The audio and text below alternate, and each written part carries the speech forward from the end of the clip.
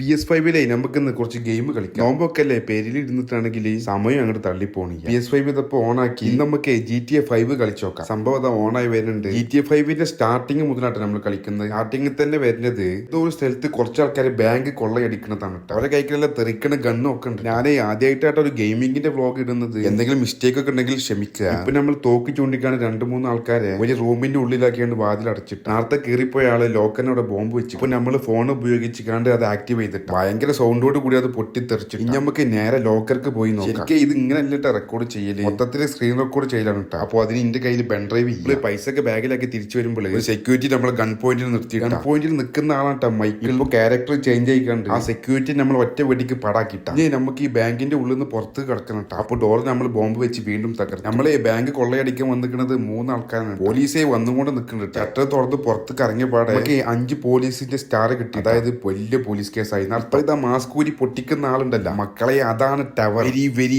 Dangerous മാൻ ആണ്. അണ്ണൻ പോലീസിനൊക്കെ അത് പൊട്ടിച്ച് വിടുന്നുണ്ട്. ഭയങ്കര ഗൺഷോട്ടൊക്കെ നടക്കുന്ന അങ്ങോട്ടും ഇങ്ങോട്ടും. പോലീസുകാരാണെങ്കിൽ തുരുതുരാ വന്നുകൊണ്ട് നിൽക്കാൻ. ഈ PS5 കൺട്രോളിന്റെ ഒരു പ്രത്യേകത എന്താണെന്ന് വെച്ചാൽ ഈ ഗൺഷോട്ടൊക്കെ നടക്കുമ്പോൾ ജോയ്സ്റ്റിക്കിൽ കിടന്നിട്ട് വൈബ്രേറ്റ് ആവും. അപ്പോൾ ഒരു റിയലിസ്റ്റിക് ഫീൽ കിട്ടും. നമ്മൾ പുറത്ത് കാത്തിരുന്നൊരു കാറ് കയറിക്കുന്നുണ്ടാ.